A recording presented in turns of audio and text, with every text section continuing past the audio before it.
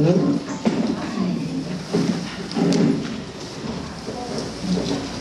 see a lot of familiar faces. Thank you for coming. And thank you, Anne. You know, this assignment has been great for me because it made me look at my experience sort of through a different lens, rather than just focusing on all of our adventures, focusing on what it brought to me as a woman and my relationship with other women. So here we go. As you mentioned, I published my memoir. If you want to read it, it's out there in the lobby. And it was a story of our family adventures in a country that at the time few people could locate on a map. Tonight I will focus mostly on my experiences. The first time Peace Corps volunteers went to Kabul in 1962, Group 1 consisted of 6 women and 3 men. 3 nurses, 1 mechanic, and the rest teachers. One of the teachers wrote in his memoir about Kabul in 1962 was a city unlike any I ever seen or have seen since.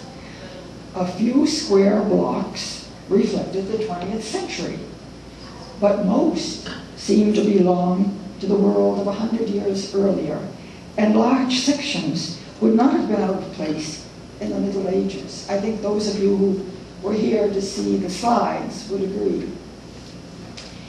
It was just the kind of place we planned to work in someday. Through the years, Walter, my husband, now my ex-husband, was offered jobs in Cambodia and Congo, but always I was about to give birth, so we put it off. When Peace Corps came on the scene, we assumed we would not be eligible as we had 3 children under the age of 10. However, Walter's name turned up on a talent search. We were interviewed in December of 1965 and on our way 6 months later in June. The confirmation letter from Washington said, "We are happy when we get a married man because then we get 2 for the price of 1. That statement wouldn't fly today, but remember when this was. I took it in stride and suggested that we reply, in your case, you're getting 5 for the price of 1. After leaving New Jersey, we visited my college roommate in Copenhagen and then landed in Tehran, where we had to stay for 2 nights. The Iranian jet flew just twice a week in Kabul. That was that little traffic. The route lay over a vast desert and also the city of Kandahar, which everybody's heard about today. It was founded by Alexander the Great in 330 BC. Afghanistan is divided in the middle by a range of 15,000-foot mountains.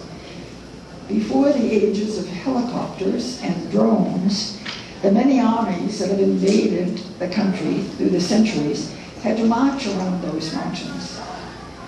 Kabul is in a mountain valley. Pilots say the clouds around Kabul have rocks in them. But the day we landed was cloudless, brilliant day.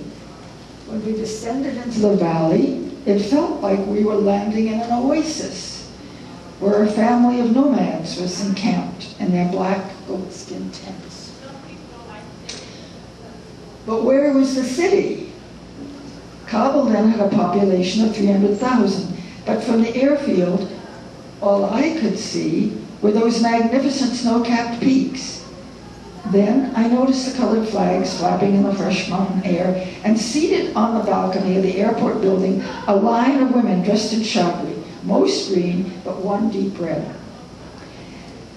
The ruler Zahir Shah had declared in 1959 that women need not be veiled, but many still wore it. Not every woman could manage to change so fast.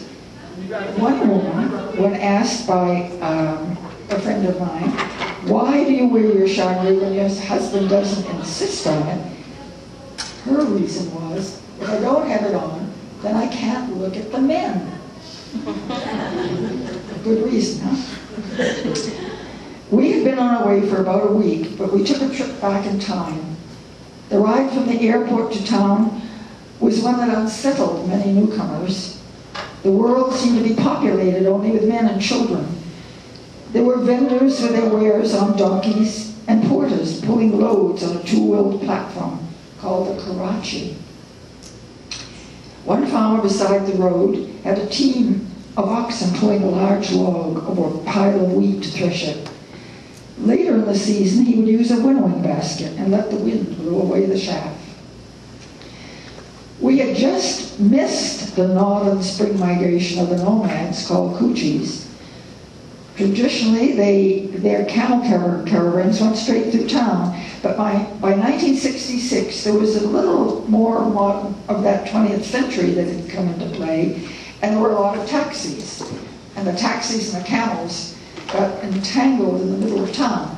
So after that, they came around the outskirts of the city, right by our side door, our garden gate. It was always a moment a thrilling moment for us, because it's such an ancient way of life, one that we must have all lived at one time.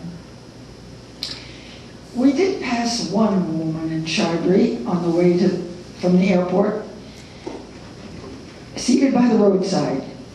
We did not take this picture, this photograph, but it is a sight we saw many times.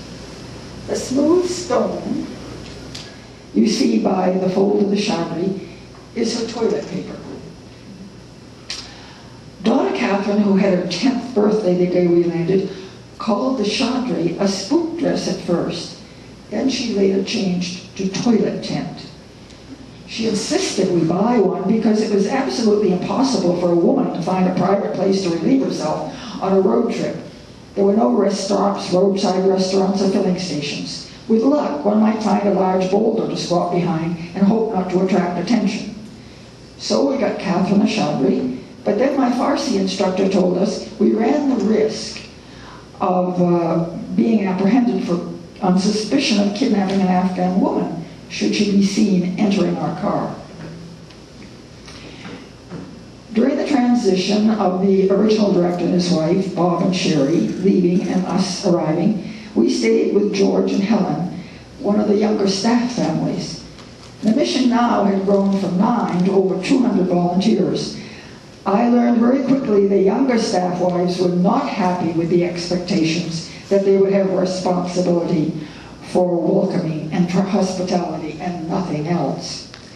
There were few women in the Foreign Service in the 60s, and even as late as 2004, our woman ambassador to Nepal could say, until very recently, if a woman wanted to make her foreign policy views felt, her best bet was to marry a diplomat and then accidentally drop pour tea on the lap of the offending ambassador.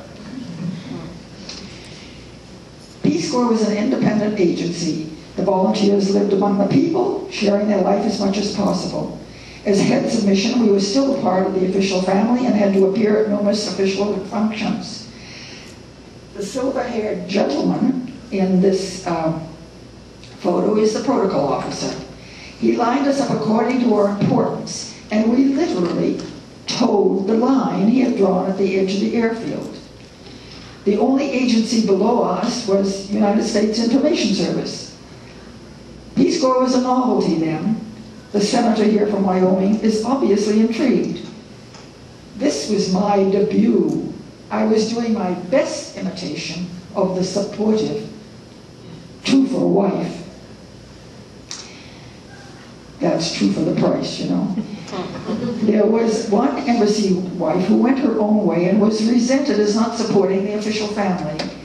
As the army attaché's wife, they were often both traveling within the country, but she was also off on her own a lot.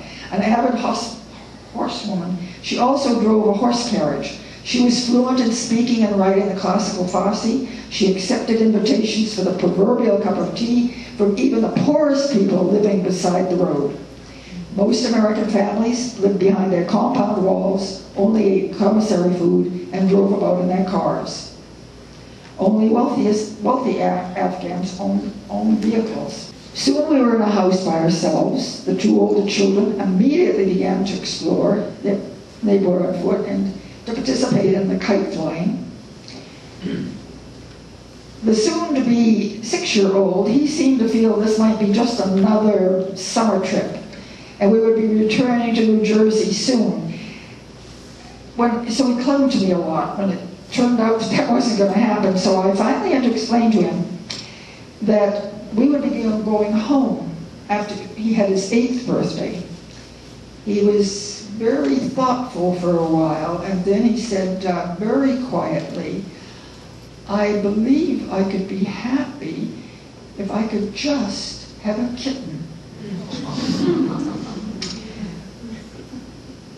So he is a great lover of animals, and I had to train myself not to watch him hugging and kissing the street dogs that lived in the filthy alley nearby.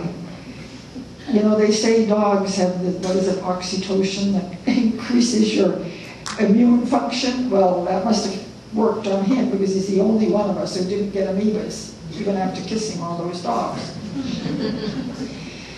I set about setting up a home. Sherry, my predecessor, had sent a long list of things to bring, all your children's things because nothing is available, and various odd items like an ice cream maker and lots of vanilla.